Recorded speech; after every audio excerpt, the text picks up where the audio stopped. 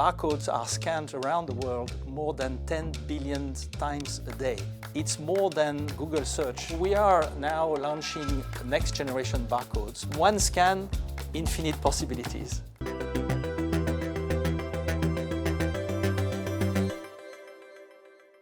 Welcome to The Big Question, the series from Euronews where we address some of the biggest topics on the business agenda.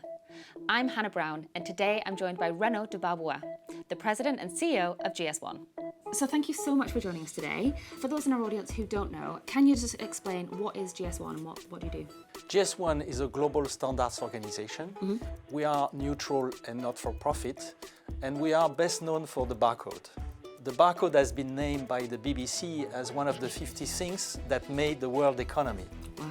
And today, barcodes are scanned around the world more than 10 billion times a day. It's more than Google search in one day. So just to give you the magnitude of what we're talking about. And thinking about that kind of impact for businesses, the introduction of the barcode, how did it really change the game for businesses? The benefit of the barcode was really around efficiency in the store, reducing the queues for consumers in the store so that they can go faster through checkout. 50 years ago, the first barcode scan was in a supermarket in the United States, Troy, Ohio, and this was a pack of Wrigley chewing gum. That was the first scan ever happened in the store.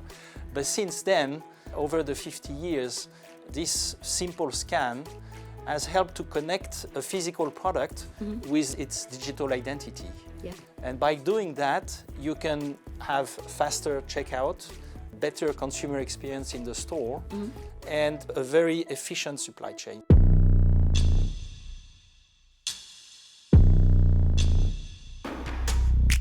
The barcode's been around for, over 50 years now, and it's changed the way customers shop and businesses operate. But it's not the plan to stick with it going forward. What's next?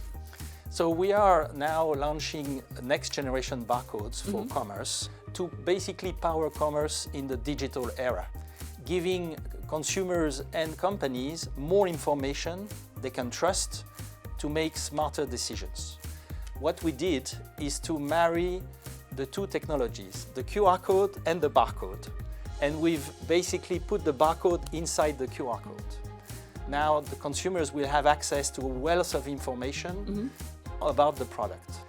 Composition, allergens, how to use the product, if it's a food product, recipes, for example, or if it's an apparel product, how to maybe recycle, or if it's a beauty product, you can give instruction how to use the product. Okay. So basically, through the QR code, consumers can have access to the whole story about the product. Now, the beauty of marrying the two is that companies can also use the same QR code to implement more transparent, more traceable, and more sustainable supply chains. One scan, infinite possibilities. So it does sound like there's actually a lot of benefits for businesses of making this transition to QR codes. But do you have any data around the amounts of money that businesses can save or actually increase their revenue through this transition? One of the important use cases that we have for this technology is to ensure that you don't sell outdated products. Yes.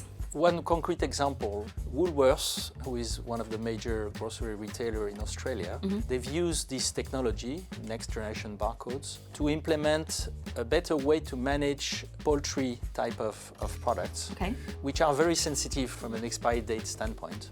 And by implementing this technology, together with dynamic markdown, they've saved 40% of waste by doing that. Okay. So there are real concrete savings that can be made by companies implementing this technology. And that's also a very important benefit for the safety of consumers. With industry, we've defined an ambition that by the end of 2027, all retailers in the world will be able to read those next generation barcodes. Wow, okay, that's quite soon. Do you think this is doable?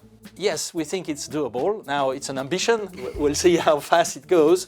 Obviously, it represents some investments on the part of retailers to adapt their point-of-sale system, their scanning systems, but it's already well underway.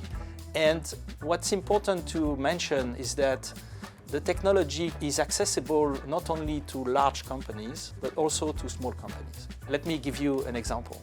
The first small retailer in the world to adopt QR code powered by GS1 is a deli shop in Brazil with 3 shops. And in 2 months, with the support of GS1 and solution providers, they've implemented the technology. Brilliant. And the benefit for them was better inventory management. They've reduced waste by 50%, and they can connect better to consumers. Because on every product, for example, a cheese that they sell, they have a QR code. And when the consumer scans the QR code, he's got access to all the characteristics of the product. And in addition to that, if he likes it, he can reorder online with the same QR codes. And just thinking about the environmental impact of this, if we're scanning QR codes and that's linking us to information, that is all going to be stored on the cloud. And I think we are kind of globally starting to wake up to the impact of the cloud. It's a very useful resource, but if we don't use it well, actually it has quite a big environmental impact. Do you think that by all of these companies, if everyone adopts it and then has to have this data stored in the cloud that's connected to the QR codes, will that have a big negative environmental impact, do you think?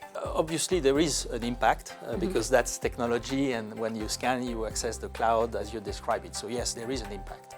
But what we believe is that by having more information, the consumers will be able to make smarter decisions. Okay.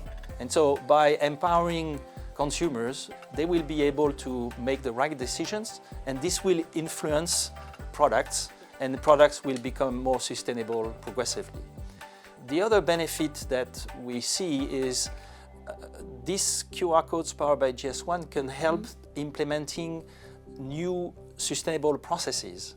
For example, recycling. Okay. So let me give you an example. In Brazil, Coca-Cola has introduced bottles that can be refilled. Okay. And they can be refilled 5 times. After that, you have to recycle them. So you have to count to make sure that it stays safe for the consumers. Yes. So what they did, they implemented the QR code with a serial number which identified the specific bottle, so that each time there is a refilling, you count. And when you arrive at 5 refilling, then you know that you have to recycle the bottle. So yes, there is a cost, but there are many, many benefits for consumers to help them to make better decisions and to implement more sustainable processes. Okay, brilliant. Well, thank you so much for your time today, Renaud. It has been a pleasure to talk to you on The Big Question. Thanks very much. Thank you.